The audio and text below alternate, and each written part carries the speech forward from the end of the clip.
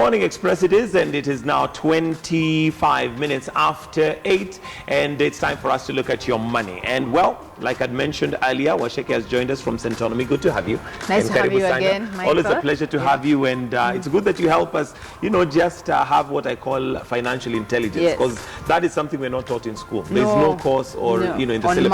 On money. So it's good that we're taught that. But, well, the question that we're asking today is whether money is your boss or your boss of your money. Who controls who and who is supposed to control who? And what we did, as usual, we went out to find out from all and sundry what their feeling is regarding that particular question as to whether they are the boss of their money or money is the boss. And here's what they had to say. My name is Nzekipiku. I have a quick question for you. Do you control your money or does your money control you? Let me be first, and I'll be honest. I'm still trying to make that transition from where I let money control me to learning how to budget for everything that I do.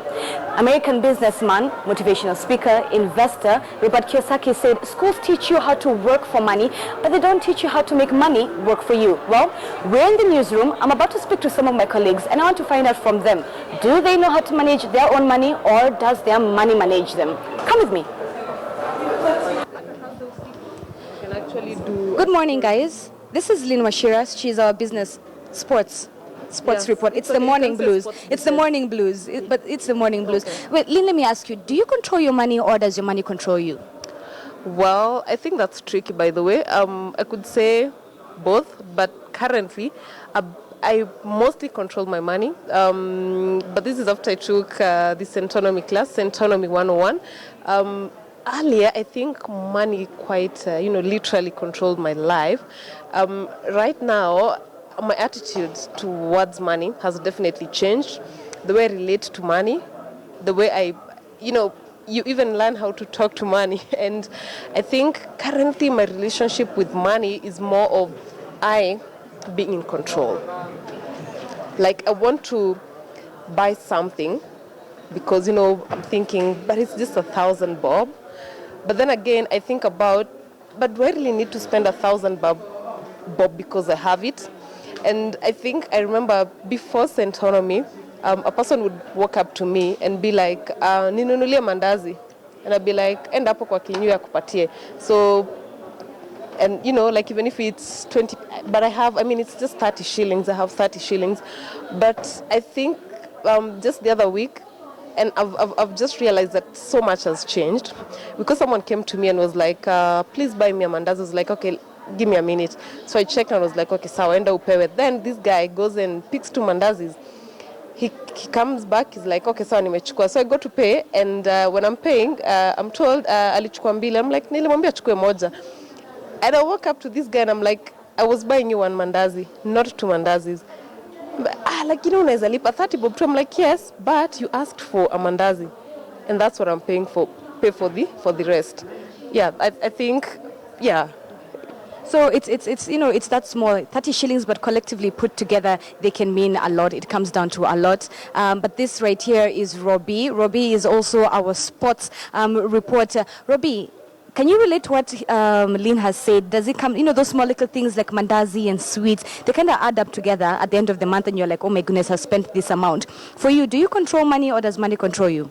You want to buy me mandazi? No. Maybe next month. I'll put you down on my budget for next month. I think through time, I've learned that, you have to control money. You don't have to let it control you. There may be some pressures, from different aspects of life, friends, and some other stuff. But sometimes from experience, you get to learn that you need to control your money and not let it control you. Well, for me, I think it's both, because at times money controls me. When I have money and I need to go all out, I just go and pick everything. But most of the times, I control it. Like I go with my shopping list, all, knowing I need to spend this at this time with this particular item. I control my money, yes, because I'm taking it from this perspective, from a perspective of doing budgets. I usually do my budget so well. Some may call me an economist, but I don't care. That's me. When, for example, I have my 5,000, for example, I budget for it.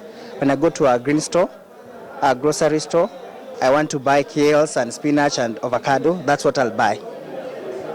When I get my salary at the end of the month, I budget for it. So from that, I can say I control my money. Do you control money or does money control you? Be honest. I control money. Sometimes it does control me. But that laughter sounds a bit cheeky. Are you confident in saying that you control money? Give me an example when you've controlled money before, Mark. Now, let's be honest. This is like an open relationship here. Probably when I'm handling issues to do with budgeting, and I don't normally write my budget down, but probably I distribute maybe off-check system where I can write to the bank and tell them that in this month I want you to transmit this to this account, so I can easily pay things to do with fee, rent, electricity and all that at ease.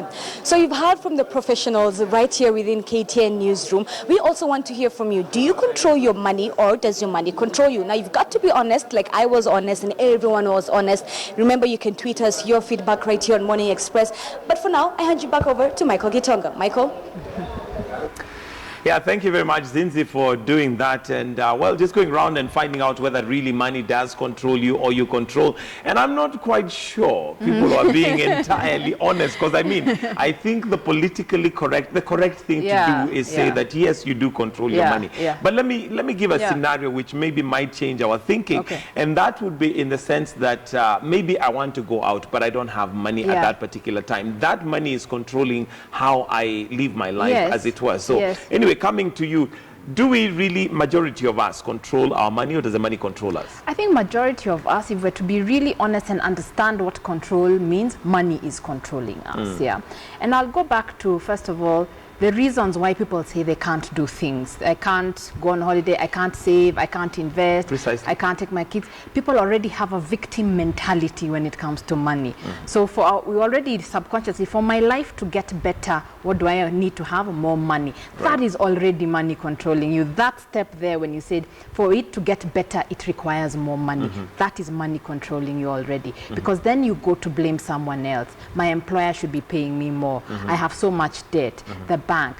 But things are too expensive. Things are too expensive. Always you're the victim. You're always the victim. Absolutely. You're always the victim. And to first control money, you have to take total responsibility where the money is going. So tracking is actually you learning where has money going that I did not know. Because tracking that mandazi will now be able to tell you, I've just calculated very quickly, if you do that 30 bob every day, it's almost 1,000 bob every month.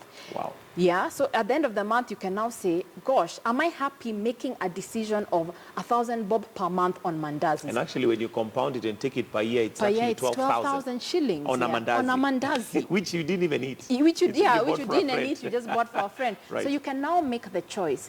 Am I happy with 12,000 shillings? If you are, then you can actually say, tick, I'm okay buying I'm okay with it, and I accept, and I'll never blame others that I don't have money because I am choosing to spend 12,000 shillings on mandazi. On a mandazi for a friend. But now when you can also say, my goodness, that 12,000 shillings, isn't that school fees for a term? You see, you can look at it the other side. Isn't that school fees for a term? Isn't that food in my house for a month? Isn't that you can make other choices with the same 12,000 shillings, and then you will be conscious. That means no more mandazi. So the minute someone comes and says, buy me a mandazi, I know my default answer is no. It's no. Yeah, unless there's a special occasion, I know my default answer is no. Okay. Now, one of the other things that one may wonder, and this is because of the kind of society and, how we are schooled and cultured, is that it may be a mandazi today. Tomorrow, it's going to be a medical bill. The other day, it's going to be somebody who's in hospital or a funeral or a wedding. How do we go around that? Because at the end of the day, we don't want to be ostracized because we are so mean. And we are penny, every penny we hold on to. We're in a social society where at least we need to, also be, what do I call it, kind. And I'll go back. A lot of people blame that. They're like, I can't, but how can I do that? There are weddings, there are funerals, I have relatives to take care of. First of all, please understand all that is your choice. That I just want you to go back to. Don't play victim with you contributing for funerals. So don't blame anybody else or your employer for not having money, or the banks, or being not able to save and create wealth. Or why does everybody ask you for money? Why does everybody ask you for money? You have made that choice to be the person who everybody can come to and you will say yes. So stand back. Taking control is looking at it from this perspective. Which of those things, out of all those 20 things that people are going to ask me for money this year, which ones are priority one that I must do? Maybe you have older parents you are taking care of, so you're like, maybe I must do that. This I must can't get do out of. medical. Right. These particular relatives, that they ask me contributions, I will do it to this amount. So set boundaries and say beyond that, every other Tom, Dick and Harry who's coming to ask me for money, the answer will be no, because I am planning to save up and buy a plot of land next year. So it's also a matter of you having goals. Give your money direction. What do you want money to do for you? And most people never define that. People set goals New Year. Happy New Year. Oh, my goals this year, X, Y, Z. Yeah. But a goal is not a future event. A goal is present continuous. It is, if I am planning to buy land this year, it means I am making that goal part of my life. I am putting aside money every so often, every month to buy that land. I am spending time on weekends starting to research on the land. So a goal is not, doesn't happen in the future. When you set a goal, you start working on it today. If it doesn't become part of your life today, don't think something, and Kenyans, we have this thing, a deal. One day, this is an example of not taking control of your money. One day, something unspecified will happen in the future that will... I mean, dismantle my whole plan. That will come and sort out everything. All the land that I wanted to buy, all the investments that I wanted to make, all these schools I wanted my kids to go to, some magic will happen and sort it out. A deal on what you call it, spot pesa. Or a tender. Yes. I'll get a tender somehow, yeah? So we've got to move aside. No, it doesn't happen that way. It has to be something that I am working on continuously. So everybody has to ask themselves, is my goal important enough for me to tell that wedding committee no? No. That is it. You cannot give for everything that people ask you money for. And if you do decide to give for everything, again, understand, don't go and blame your employer. It is a choice you're making. A conscious choice. Are making. Right. Yeah. Okay. So lesson number one today really is, first of all, take responsibility. Take responsibility. You're not a victim. Yes. It is you who's in charge of that money. Yes, it is you. Okay. Yeah. And I'll go to the tricky one where people say, but my employer only pays me. I like what Osheka is saying, but the reality is my salary is 50,000 shillings, yeah? Who told you that that is the only income you can earn? That's number one. Again, you've put yourself back as a victim. Yeah, again, you're a victim. Yeah, I earn can't earn 50K until they give me a review, pay rise. And hopefully, I hope they will increase my salary. A lot of the times, and we are now working with people even to the approach they have at work, yeah? I'm going to go to work, do the minimum required, and earn my 50K. And then I'm going to complain why I'm not getting a salary increase. Yeah. So taking control of your income means you saying, if I want to earn 100,000 shillings a month, what do I have to do, let's say to get there? And then start doing it, yeah? What do I have to stand out in? What projects do I volunteer? Who do I make sure knows my name? You know, you've got to be very strategic in life, yeah? And start being strategic at work like that. If I want to get to this promotion, then this is what I am going to start doing it. And please note, the 100,000 doesn't come first. It is your actions that always go ahead. Your actions always go ahead the money. Of the money. So you need to already be doing for the money to be attracted to you, absolutely, as it were. Absolutely. Okay. And what comes first? How do I come up with a decision as to, you've talked about 100,000. Yeah. And maybe I feel 100,000 would completely sort me out for life. Simply because I am earning 50. As an example. How do I, and then when I earn the 100, I realize that, wait, the only thing I've done is probably change where I live, but I still have the same problems. I have debts. I still have, I'm catching up with my money. So how do I come up with an amount that possibly will liberate me? Is it the amount that liberates me, or is it my thinking? The liberation happens now. It's not a bigger salary that liberates you. It's even where you are with your 50. It could be the same person. There's someone listening to us who earns 100, but they're thinking, if only I could earn 300. There's someone earning 300, and they're like, if only I could earn 500. $500,000 would be perfect. So there's no one ever there's no one in this world who's like, I'm just happy with what I earn. But liberation comes in, let me take my 50,000 and understand what am I doing with the 50,000. Because even if I'm given 100,000 today, and that is why when people win sports pesa, for example, or lotteries, or they gamble, or they get that 1 in a million deal, look at what happens to the money. It disappears quickly. Actually, statistics are scary in that most people who win a lottery actually end up poorer than when they began, which is quite sad. But let me also give an opportunity to those who are watching in case you have any questions. Maybe you feel Washeke is just talking from a very book perspective, because you know there are times that you think, what is she talking about? Does she really live in our world? Is she in utopia? Maybe you have a question, maybe you have a comment, maybe you feel that it makes sense. You have an experience which you went through. Do let us know. Feel free to call. We'll open up the phone lines. But you're talking about the fact that that money, even when it comes, that one in a lifetime deal comes, it doesn't necessarily liberate you.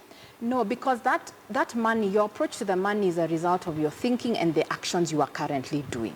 You are going to do the same, take that same thinking and the same actions to a bigger amount of money. So if you can't manage 100 shillings, you can't manage 1,000,000 shillings. How do you treat 100 shillings? If you spend it randomly buying mandazis, even when you get 100,000, you'll just be spending 500 bob randomly buying mandazis, buying more mandazis. Because the world is never going to run out of places to spend money on. That's one thing we must accept, So it's to go to the 50,000 and look at it and say, am I planning this money properly? Is there a gap in this 50,000 to even say 5,000 shillings per month? Is there a 5,000 I'm just spending, I'm buying lunch every day that I could be more effective with? And then start with that. Even as you work in your working life, aim towards higher. So when more money comes, it has the result of making you wealthier, not giving you a bigger lifestyle necessarily. Because people spend more money, get more money, and the lifestyle starts to control them. That's another point, by the way. We are being controlled by our lifestyle. We are not controlling that. What do you mean lifestyle. being controlled by our lifestyle? I have a phone that works perfectly well, but then the phone company releases tells me a new model. Then I start feeling pressure. Not because my phone, there's anything wrong with the phone, but I just want the latest. And sometimes I don't even know what is new in the latest. And you won't use 75% of what's in the latest, you're not going to use it, but you feel pressure to keep up with other people who are buying the phone, or the social pressure. You go out with your friends and they're like, you guys, what is that? What is that? My friend. It's time you get a new phone. There's nothing wrong with the phone, and there's nothing wrong even with getting the new phone, but what is your motive? Most people, and this could be a car, it could be where you live, it could be shoes. Most people are being driven to spend money based on other people's opinions. They want other people to respect them more, so they live up to this image that they cannot actually afford. The lifestyle has started controlling you, and it is a trap. It doesn't matter if you earn 1,000,000 shillings. I do know people who earn 1,000,000 shillings and they are caught up in the lifestyle trap. But controlling your lifestyle is saying, these are the things that I will spend money on, not because of anybody else, but because, I like it. It has a value to me, and then these are the things I don't care about. So when people look at that, they're like, imagine, I actually don't care about having the latest phone or having the latest car, but I really care about maybe being able to travel or go on holiday, And others could be vice versa. I like having the latest phone, not for anybody else, but for me, But I'm willing to give up on going out every weekend, maybe once yeah? a quarter or whatever. You are now dictating your lifestyle, and it is not based on anybody's choice but yours. Now, question is, because I was talking to somebody, and they are Kenyan but living in a different country, and it seems like our mentality, our schooling, our culture is one of amassing. Yeah. You'll find that you have this plot here, oh, but I want another plot, and another one, and another one, and that seems to be going on. Whereas if you go to the Western culture, they'll probably be satisfied with that one house, and now invest on holidays. Maybe once a year for them, their thing is going on holiday, and their quality of life seems to be better. Is it the way we are brought up? Is it our schooling? Is it our thought pattern? The way we are socialized? I think it's a combination of everything. We were taught, go to school, have a great job. How do you prove you have a great job? You have great things.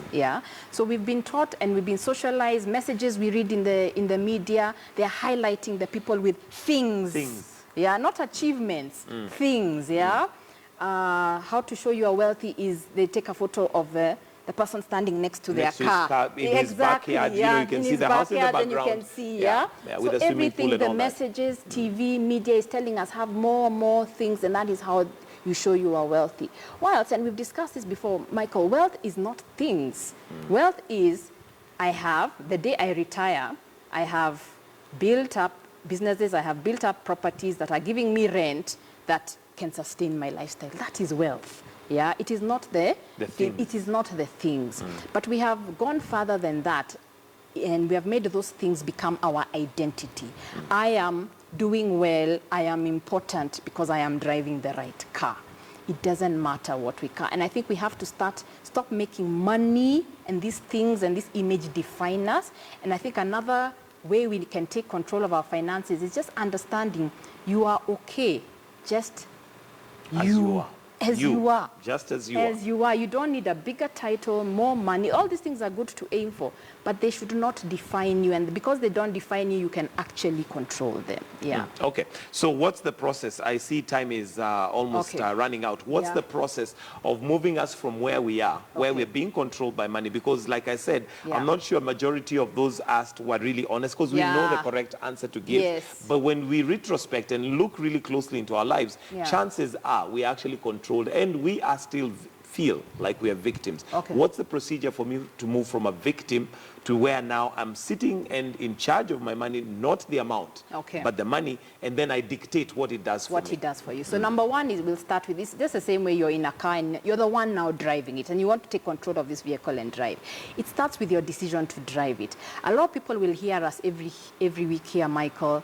They'll listen and they'll be like, oh gosh, that's nice. yeah, That's nice. But they'll go and do nothing, yeah? Yes. But there's some people, and we've already started getting calls. There's some people who hear and they're like, I want more information. What did you say? Can you give me information on what you're talking about? You can already tell the difference. These are people who have decided something is going to be different in their lives. And I have to take action. And I have to take action. So number one, it is a decision. Everybody has to get to the point where it's not about the external, it is you deciding something is going to be different in my life. Have you made that decision, yes or no? Secondly, when you do make that decision, now say, okay, if something's going to be different, what are the actions I can take? The first place to take control is your spending. That's why we always look at the spending and we talk about spending so much. Learn where does your money go and what choices, what different choices can you make that will work for you. It could be as simple as the mandazi, and I shared with you my lunch example. I learned I was spending 300 bob on lunch every day. Let me just pause you. Yeah. We have a caller All from right. Netherlands, Amefika. Good morning and thank you for calling. Good morning. Hi, guys. Hi, Amefika. Yeah, I wanted to contribute. I really appreciate the focus on the fact that you take responsibility for your financial position, what you don't like and what you like. Because I think when I was in Kenya, I thought if I go abroad, I lived in the Netherlands, then I would have a lot of money and in euros and I would be okay. But I realized I still had the same problems I had when I was in Kenya. And it was like liberating for me. Right. You know, it really, exactly what you're saying. I experienced that. Because then now when I come home, I realize people are just worshiping money because you will never have enough. It's really true. And that's what I wanted to contribute. All right, thank you. All right. Thank you, Amefika. And yeah, I mean, that's a problem that we have as individuals, where you find there are many people who are aspiring to go to other countries thinking that will be the point where they'll get liberated, only to go and find, like Amefika says, that you still have the same problems. Amefika, thank you so much for illustrating this point, and I think this is going to be the highlight of today's show. More money is not going to fix your problem. Yeah, your problem, the root of your problem lies in what you are doing with the shilling, the 10 bob, the 1,000 bob, the 50,000 shillings that you are earning today. That is the root of your problem. So fix the problem where you are. Look at how you're spending. Look at how you're thinking. Maybe you're thinking this is too little and you're treating it badly, yeah? Then, because even though you got 10 times that, you're going to do exactly the same You'll thing. still have the same thing habits. exact. If you're already thinking, I know I earn this much, but the day I can afford a bigger car, that is what will define me, then it doesn't matter how much money you earn, you will always be chasing. And we've also seen people who have a lot of money, but they still go and try and steal Right.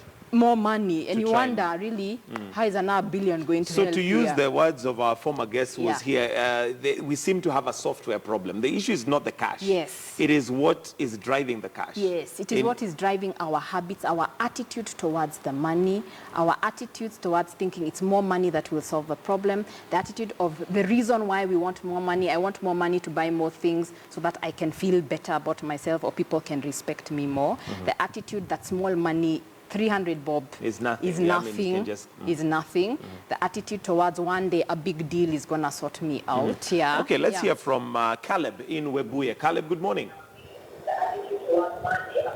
Caleb? And I'll kindly request that you put off your television set so that we're able to communicate. Caleb, go ahead. Hi, how are you? Yeah, very well, thank you. Please put off your TV set, tafadhali. Put the volume off. Okay, we are really struggling for time here. Caleb, are you ready to give us your question or your comment? Okay, we seem to be having a problem there communicating with Caleb, but yeah, as we get towards the end of this, obviously we have to take control and change our software. What's the procedure of changing that? Because this is not something that will happen overnight. No, it's like not. I mentioned, if you tell me right now to write down every mandazi, every shilling that I spend, it already feels like an insurmountable task that I cannot manage. How do I get that done? Money will never do for you what you cannot do for yourself. Yeah. And just a good example, the one thing that people always blame money on, I won't start a business, for example, or invest because I want money. Businesses don't start with money. Businesses start with a person doing an action. So money will not do for you what you cannot do for yourself, yeah? Because money will just come and amplify the problem. And go, or amplify the problem. So you've got to sit down, and this is back to, are you willing to show up for your own life? Yeah, you've got to sit down and say, what do I want? Me, not everybody else. What do I want to achieve? And the root of it, we talked about the software, is people don't take time to answer that, and they let that be defined by everybody else, yeah, where they work, society, etc. So people have got to say, even with the remaining 7 months we have this year, it's a good start, yeah? What do you want to have happened that is different from last year by the end of this year? Once you commit to that, it is now easier to do what we're talking about, where you say, I'll cut off the mandazi. Yeah. Then you can now start seeing, what else do I need to do? And this is a very important factor. Who are you talking to? You've got to ditch the poverty support group. Okay. Yeah. The poverty support group. That's a new one. And I think this is a whole show by itself. Yes. Yeah. The poverty But in support essence, the poverty support group is that group of people who you will hang around, who will tell you why what you want cannot be done. They cannot committee. They cannot committee. Our government is this, our economy is this, we are so broke, and then all you do when you meet is talk about how broke you are. Let's take a call from Mandera. Good morning. Hello. Yes, good morning. Hi. Hello. Hello. Yes, go ahead with your comment or question. Apologies, we seem to be having a problem with that particular connection. I think the line is not very clear. But yes, getting away, how do we get away from that? Is it just the time we spend with them, or is it a mentality thing where we are a group? Because sometimes it may be a committee, literally, that we sit down and we literally just say how we cannot do anything. Or it could be a mentality where I ascribe to the fact that, well, it's not possible. After all, my family didn't do it. My friend didn't do it. I mean, I'm just a victim. And that's back to the victim mentality. It is consciously starting to, so you don't have to go and make a public announcement to your committee, yeah? Yes, that I'm leaving the group. I'm leaving the group, yeah? But just so it has exited the group. Because to ever achieve something different, you have to put yourself in a different environment. Right. So you've got to say, okay, now I want to get my money and my finances and take back control of your money. As we said, it is not overnight, yeah? What do I need to do? Maybe you need to go and learn something different. Maybe you need to spend some time reading articles. Maybe you need to spend time with those people, yeah, that seem to be making things work, yeah? Because how does spending all your time with the people who have decided they're not going to make things work help you? So just go spend some time, even if you doubt everything I have said today. If you're like, Washeke, what is talking about? Whatever. Whatever, yeah? Go and just spend time with someone, and everybody has that someone that they know, and ask them, what did you do? And you will find it's not that they had any more money than you, it's not that they had any more time than you, it's not that they had any more opportunities that they didn't have, it's not that they inherited $1 million. They're in the same economy with all the same challenges, but they are that making you it work. And you will learn that it is their attitude, not the money. So the attitude first and then the money. The more time you spend in that environment, the more your perception starts to change, and the more you are incentivized to actually take even the small actions. Is there a part that luck plays in this? Because there are some who will say, well, the opportunities that came to Asheke that were, they were just gaping and obvious, and you took advantage, and voila, there you are. But I've not had any opportunities like Asheke. No, and sometimes people have asked me, but you've had this and that. And then I'm like, that's a victim mentality. If you're out to look for why someone else was able to do it and not you. Because I can still show you someone who was technically worse off or worse off than you, but they have made it work, So if you're like, Washeke, she has this, and that, or that person has this and that, fine. You're back to victim mentality and looking at all the reasons why it cannot happen for you. But if you decide it's going to happen for you, you will find those people who even didn't have what you have. And are doing well. Because there's someone better off and worse off than everybody. Because of time, we'll have to wind up. But what I'd like you to finish off with is, maybe I didn't believe anything you have said. Maybe I've not understood anything you have said. What's the take home? What's the one thing that you'd want me today to know when it comes to controlling money or money being my boss? The take home is, even though you believe nothing I have said, wealth creation is a product of character, nothing else. Wealth creation is not a product of money. And I'll reemphasize what I said before. Money will not do for you what you cannot do for yourself. So go take a list of all those things you think I'm not doing because of money, and just start. Just start with one action. Come back to me 3 months later and tell me the difference. Thank you very much, Washeke Ndwati Omanga from Centonomy, for your time and, of course, giving us insight into financial intelligence. That's where we're going